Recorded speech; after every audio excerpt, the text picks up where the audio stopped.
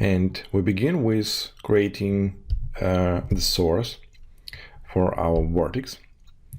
And what I want to do is create a curve. Along this curve, I will create a tornado. So sometimes you can see the lessons where you can create a simple tornado, which is the vertical. But in many references, you can see that it's not a vertical. When you came closer to your tornado, maybe it can be like a vertical, but in this case, I want to create a curve and create the vertex around this curve. So let's call this tornado. Let's go 1 and create a curve. So the first thing is we're going to create a source. Go to setup. To our preferences, the hotkey is P if you don't know, and we can draw a curve using just a simple tool here. Press the right mouse button to stop building curve. So now we can see it. We can change the direction for this curve. And again, if you want to animate your curve, you can link some transformation to each of this point. If you have you can set it to the knobs to have a more smooth curve there, and select those points, and you can animate them. You can use the transform node and just link to any point you want. But in my case, what I want to do, I want to create the curve animation with some procedural noise. So I don't need to create any kind of manual animation. Let's switch back to polygon and create a huge line, just a simple line. So 0, 0, 0 is the first point, and something like a 0, 50, 0 to the second point. Okay, so yeah, I'm gonna stop the building. And this is our line. It's not a curve but now, but I will make a curve from this. So the first thing I want to add here is a resample, and resample node allow us to add a little bit more points to my curve. So let's come closer to this line. Now we can see that my line created by default just with 2 points. I set up here with the coordinates, and then I make a resample with the length of 0.1. It means that we're going to create a point along this curve with the distance 0.1. And now I'm going to have like 500 points along this curve.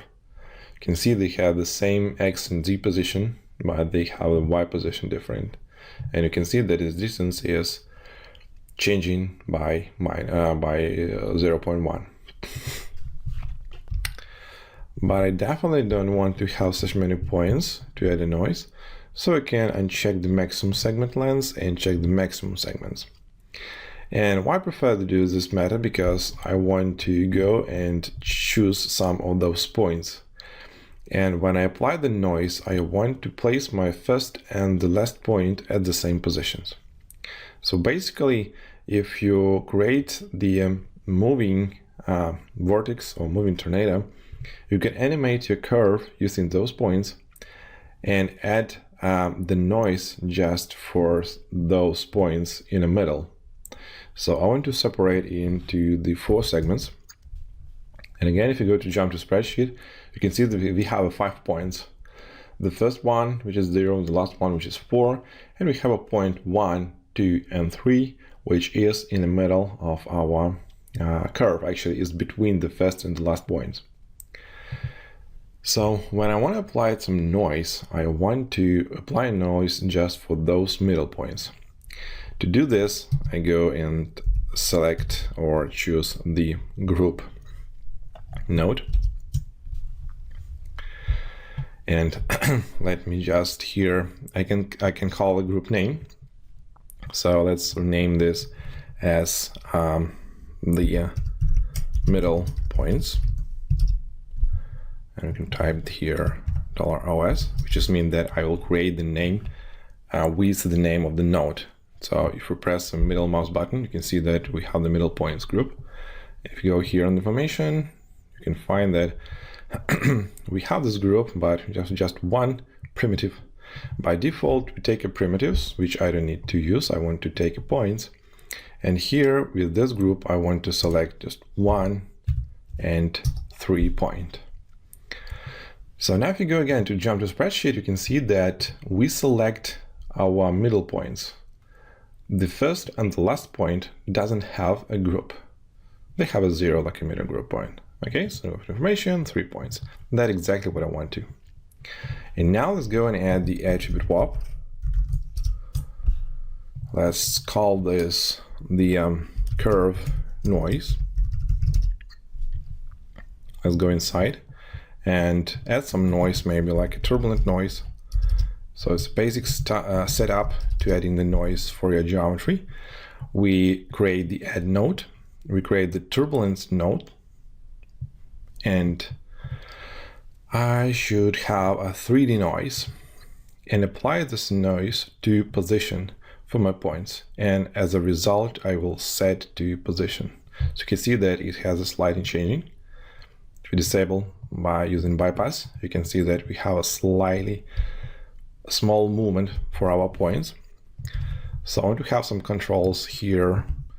Go down there and just vex and WAP option, create input parameters to send all those unused inputs here outside of my node. And what I want to do, well, I get that I can choose the sparse convolution mode and have a big amplitude, maybe like 20. You can see that it creates like a noisy, non-linear stuff. So maybe a little bit smaller frequency. Maybe let me just copy this parameter and paste relative reference, so we can simply change my first frequency from X, and you can see that we will change for all other two. But what I want to do, I don't want to apply this noise for the first and last point. So in my attribute WAP node, I select the middle point group. Okay, so now you can see that position from my original curve for the first and the last point is the same. I just have some noise in the middle. So you want to make it a little bit smaller. Let's go down and lower and lower. So it's like now 2.02 and bigger amplitude, like so. So you can simply now just change any parameter you want. You can apply the smaller frequency if you want to have a bigger size of the noise, or you can increase this frequency to have a smaller size. But anyway, we have just the 3 points, and therefore I want to use the low frequency amount. If you have more points, you can increase the frequency and create some, I don't know, incredible curve. But mainly if you want to create a vortex, I guess you want to avoid very dramatic looking. So it can have some curry look, but not too much. And now I will convert this into the NURBS. So go to convert from all types and go to the NURB curve. So we have a more smooth result, isn't there? And it's a little bit better because I don't like this, very hard changing direction. It's can be very bad when you apply the velocities. It will change the angle very fast and can cause some unuseful stuff. So let me just check here and check here. It's all fine. I get this what I want to. So that is my null object, it's my curve. Okay. That's what I want to have here. So let me save project.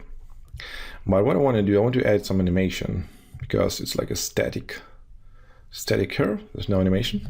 So just back here to my attribute WAP, and I can add some animation for my offset. And I want to add an offset for the X and the. So just $t here and $t here. Okay.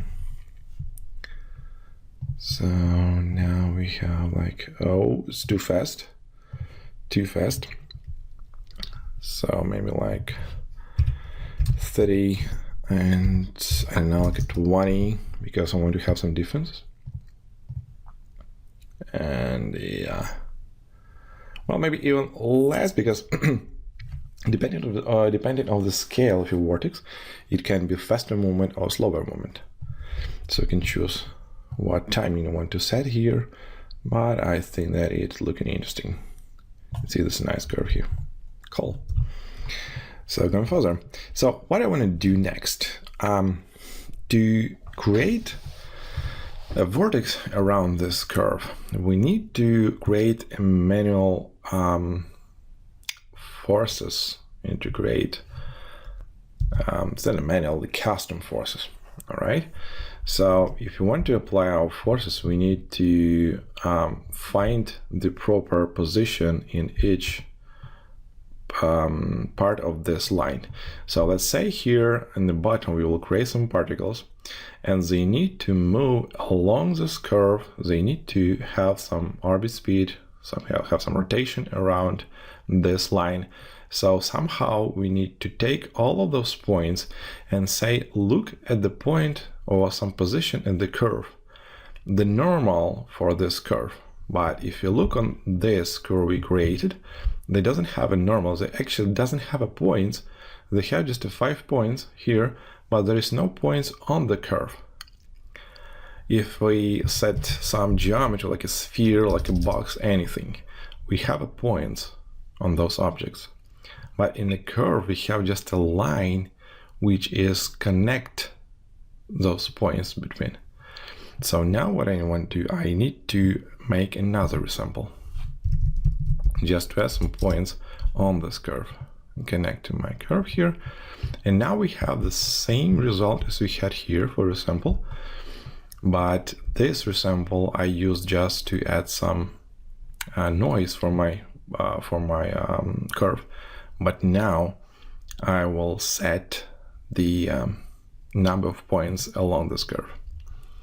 Okay, so for the resample we can leave 0.1, but in this case I have a very big length, so maybe like 0.5 should be fine. I don't want to create too many points. And now let's go and set another null object, because we will create forces around those points. So let's call this the curve points. Okay, so now we prepare our curve for creating some custom velocities.